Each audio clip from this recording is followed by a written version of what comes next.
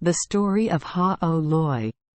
During the Tran dynasty, in Mala village near Thanglong Citadel, there was Deng Si Din who, at a young age, became a high-ranking mandarin. He has a very beautiful wife. The couple loves each other very much. But one day, the king sent him as an ambassador to China. Unable to refuse, he had to return to say goodbye to his wife and leave. Now there was a tutelary god of Mala village, who took advantage of his absence while on a mission and transformed him into Deng Si Din. Late at night came the door call. Vu couldn't help but be surprised when she saw her husband return, so she asked, "You said you were on a mission, why did you come back like that?" "My servant tried to lie and say, 'The king has sent someone else to replace me.' But the king forced me to stay by his side to serve the flag and not let me go home. And I missed her so much, so I waited until the king fell asleep, sneaked back to make love for a while, then had to rush in right away, not daring to let the king know." Having heard that, Vu still couldn't believe it was real, but her appearance and gestures were true. And the way he speaks is unbelievable. From that day on, every night the god Mala came in the guise of Deng Si Din. And she still felt natural, considering him her husband and sharing the same bed. After more than a year, Deng Si Din returned from a mission. He was very upset when he saw that his beloved wife was about to give birth. But when questioned, Vu Ti answered truthfully. Not knowing how to resolve it, he had to make a status to the king. Immediately, the king ordered Vu to be taken to prison to interrogate to find the culprit. But that night, the king dreamed that an evil spirit came to visit him. He threatened, "I am the tutelary god of Mala village. I have a child who was taken away by Deng Si Din. So your majesty told him to return the child to me. Otherwise, I will definitely not leave everyone alone." Waking up, the king was very surprised and worried. Finally, he called Din to tell him about last night's dream and said, "Okay. The wife is still your wife, but the child belongs to the god Mala." 3 days later, Vu Ti gave birth to a bundle. Inside was a son, arms, legs, face like any normal baby, only the only difference is that the skin is pitch black. As he grew older, his skin became darker and smoother like fat. The king told him to name him O Loi. Because he did not know what his surname was, the king named it Ha. When O Loi was 15 years old, the king brought him to the palace to give instructions, treated him as a guest, and received special treatment. One day, O Loi went out to the east gate and met an old man sitting under a tree. He was walking slowly when suddenly the old man called back, "Little boy, do you want anything?" O Loi was surprised. "Who are you?" "I am La Dong Tan," the old man replied. "If you want anything I will make it as you wish." O Loi quickly bowed. "You are so ugly that no one wants to play with you. I just want to have a beautiful face and a good voice so that everyone will love me." The fairy said, "No matter what you think, it's not difficult to want that. But you should remember, that wish is both good and bad. It will harm you." Seeing that he insisted on only wanting that one thing, the fairy told him to open his mouth and spit in a puddle of saliva, telling him to swallow it. Then he disappeared. From then on, O Loi became unusually handsome and intelligent.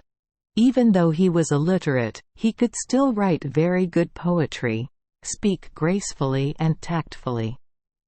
As for the singing voice, it's great. Everyone liked to listen to him sing or tell stories. It seemed like he was charmed. Especially the women and girls are even more fascinated. Their wish to see O Loi's face was satisfied. That's why he started teasing and seducing her sexually.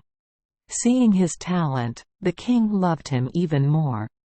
At that time in the royal family there was a princess named A Kim, whose name was Kim Lean. True to her name, she is as lush as a golden lotus. That beauty, which tilts like a waterfall, seems like no one in the sky can match it.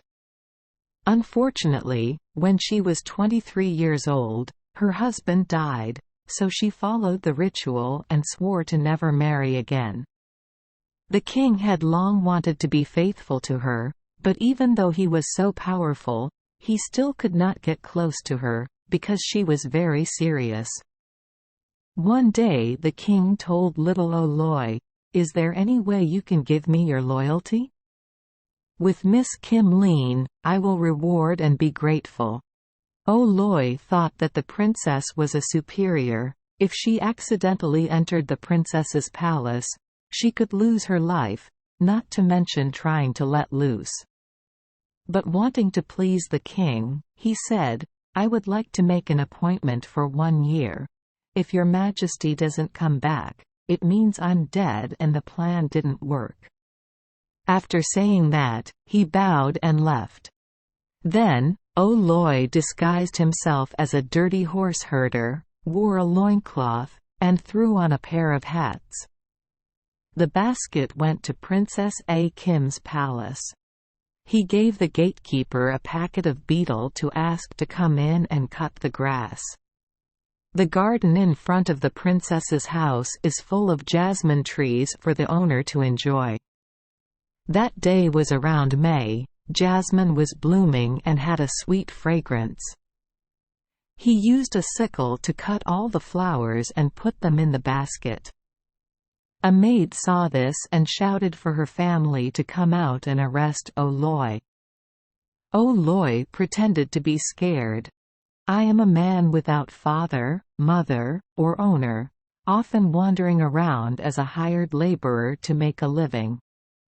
Recently, a horse-tying mandarin at the south gate gave me 5 money to cut the grass.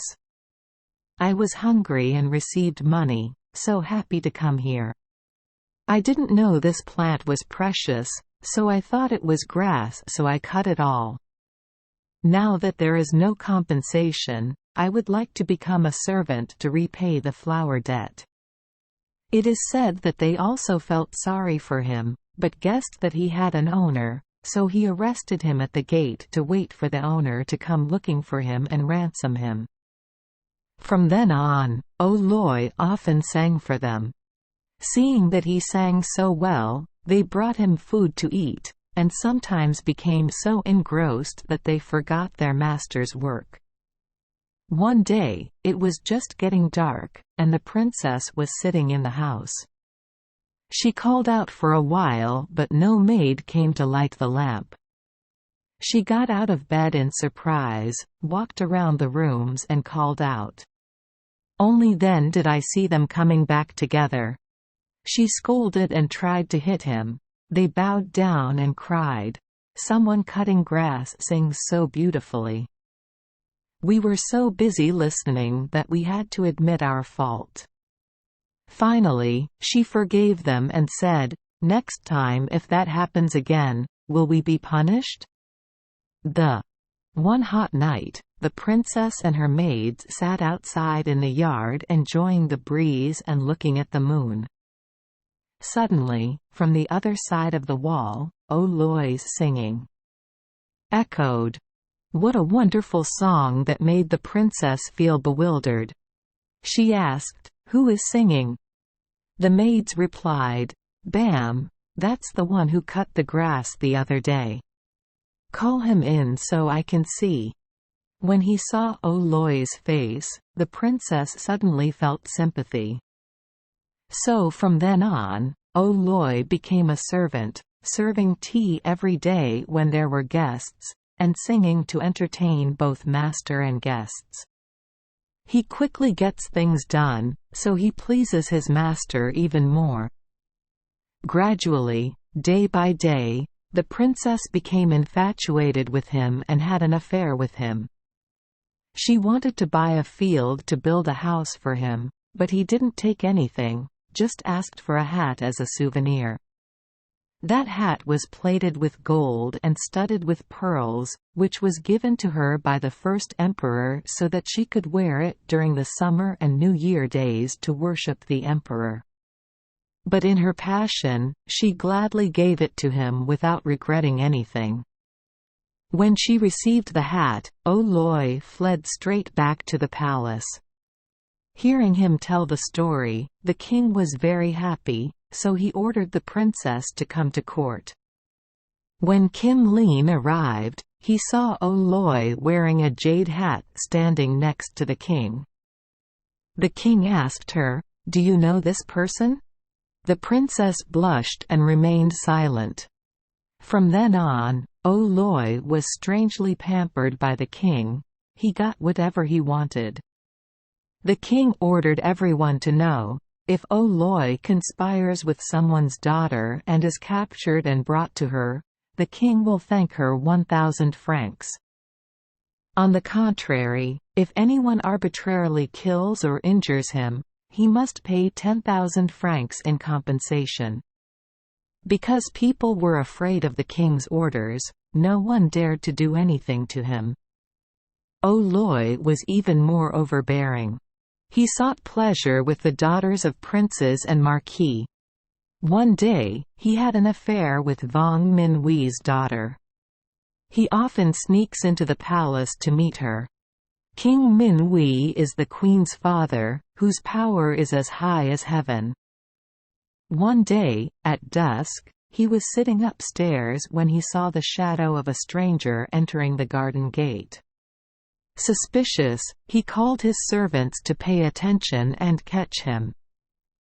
Sure enough, they finally caught him in his beloved daughter's room. King Min Hui's heart was filled with anger, but remembering the king's orders, he was hesitant to kill him right away. The next morning, he went to the king and said, "O Loi went to my house last night. Because he was in the dark and didn't know who it was, his family accidentally beat him to death. So how much is the compensation amount I would like to pay?" The king thought he was dead, but in respect of King Min Hui, he replied, "Well, I don't know who it is. Since I killed him, I don't have to pay any more." Then he returned home and ordered his trusted servant to use a stick to beat O Loi to death. But unexpectedly, he was still inert and did not receive any injuries. Only later did he order it to be put into a mortar before it died. Thank you for joining us for today's fairy tale. We hope these stories bring joy and meaning to your day. If you love our channel, please hit the subscribe button so you won't miss any exciting tales. Wishing you a good night and sweet dreams. See you in the next story.